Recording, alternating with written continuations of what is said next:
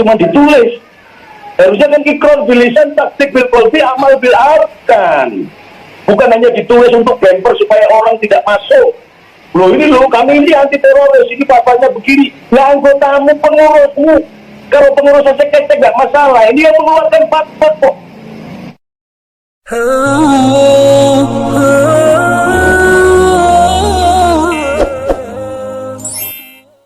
Saya jelaskan bahwa benar perekrutannya itu harus benar. Ketika kemudian sudah rapat, ada tim dong, siapa dia, sejarahnya bagaimana.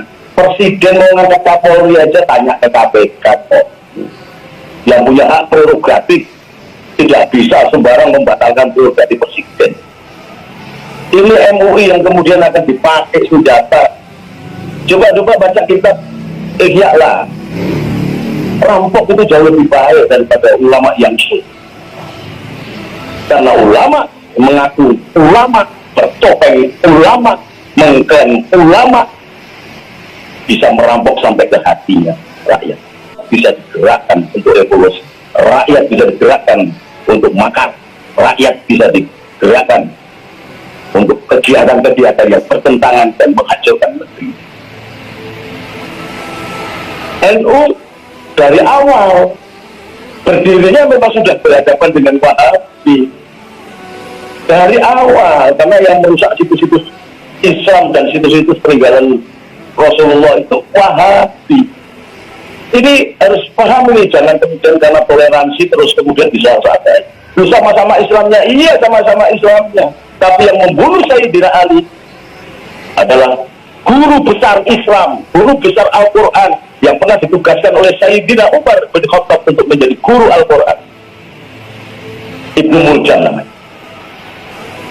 Jangan sampai MUI akhirnya melahirkan Ibnu Muljam karena kepandaian narasi, bekerja sama dengan yang lain, akhirnya mengklaim kebenaran adalah Majelis Ulama. Nggak perlu didengar itu omongan fatwa Majelis Ulama, karena keputusan fatwa yang lebih sahih itu dikeluarkan oleh ulama yang jumlahnya lebih besar, dan banyak anggota Majelis Ulama yang mengeluarkan keputusan hukum al-muwaffaq yang kemarin ada 1, 2, 3 sampai 4.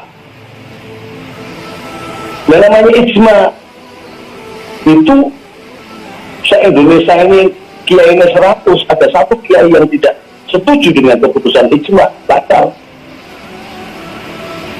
Ya ini saya bisa membuat fatwa untuk partai, loh ini piye? Dan Majelis Ulama kok diem ketika begitu? Karena apa? Karena di dalamnya termasuk orang-orang Majelis Ulama.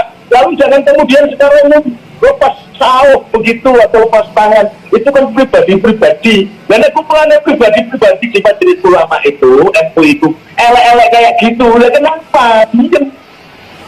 Bukan kaidah binafsi bahwa ini kesepakatan Islam, kesepakatan Nabi, tidak binafsi, dimulai dari dirinya, baru ngajarkan tentang kebenaran. Jangan dirinya isinya kandang teroris, sudah ketahuan masih dibela. Ulama pembela bajingan, pemberontak, makar, gosok itu haram hukumnya. Apa nggak ngerti? Lalu kalau nggak ngerti tentang kaidah fikih begini, tentang hukum-hukum fikih, kok bikin fatwa? Dasarnya apa fatwa itu? Jangan menunjukkan kuantitas bahwa sudah membuat sekian ribu, sekian ratus fatwa. Bukan itu manfaatnya. GBHN dulu aja dibikin karena sebesar-besarnya untuk kemanfaatannya bagi rakyat.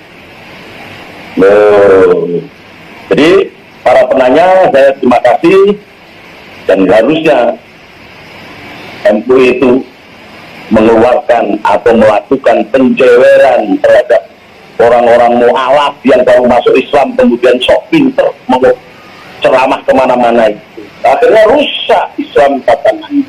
MUI harus bertanggung jawab terhadap kerusakan Islam itu, bukan malah nggak karu-karuan begitu.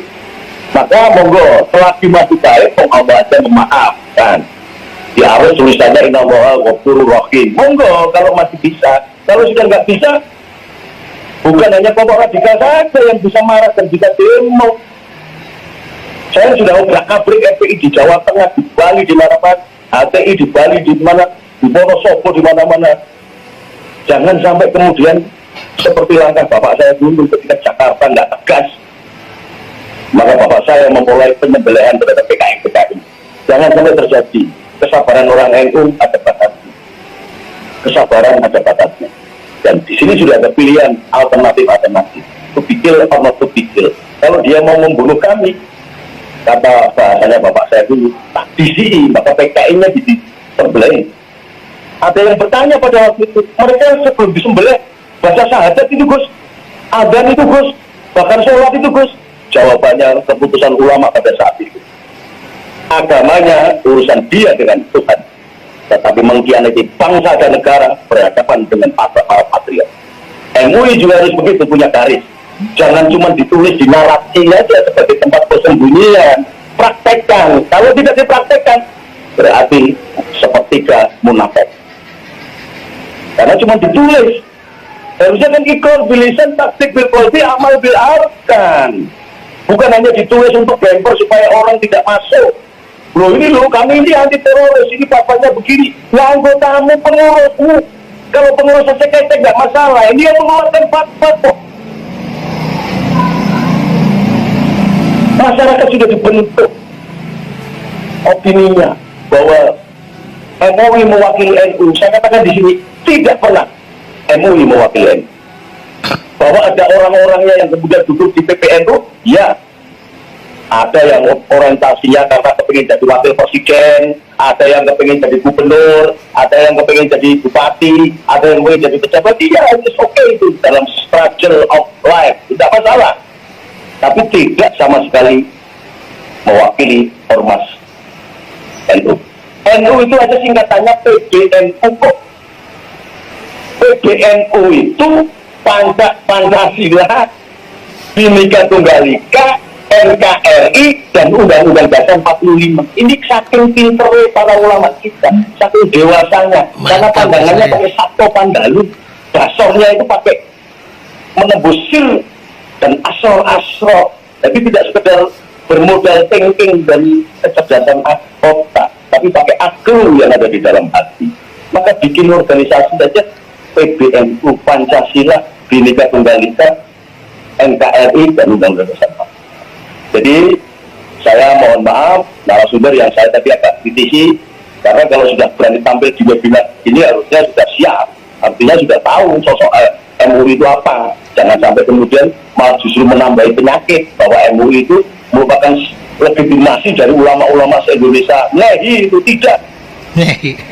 Kualitasnya bisa dulu ada Mas Selamat Effendi Wisut, wakil ketua PBNU. Lah iya, itu betul kan.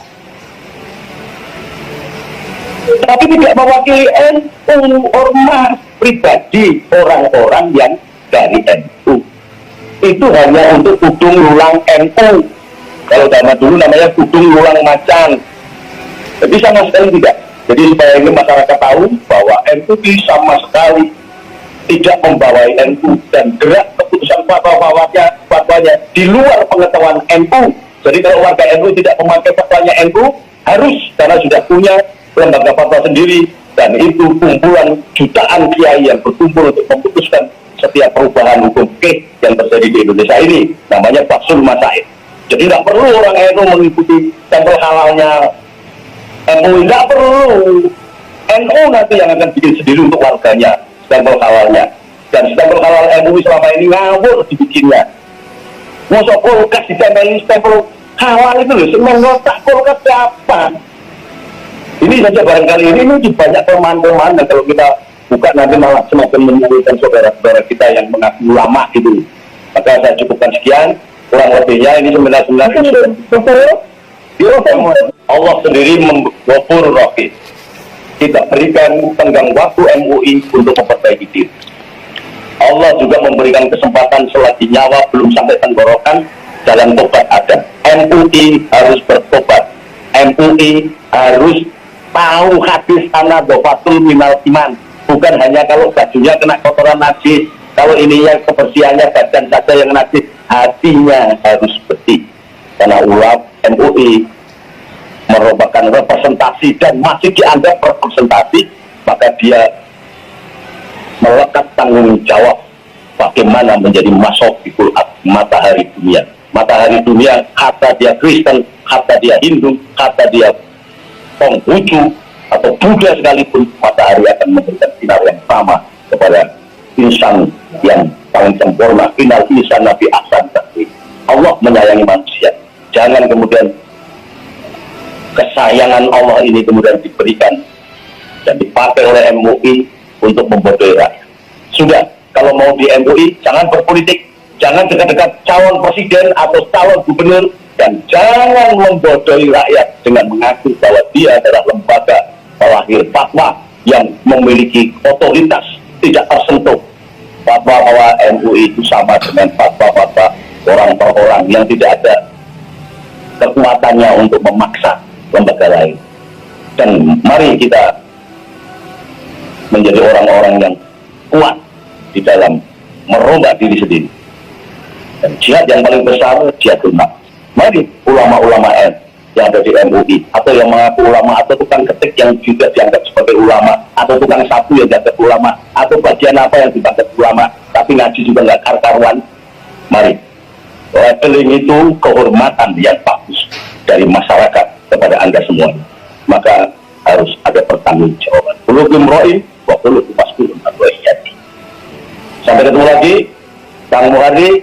Saya senang, sampai cerdas dan tajam di dalam menganalisa, sehingga bisa menemukan titik yang tepat di dalam mengapresiasi MUI ini diperbaiki apa dibubarkan. Nah, kalau tidak bisa diperbaiki, ya bubarin aja.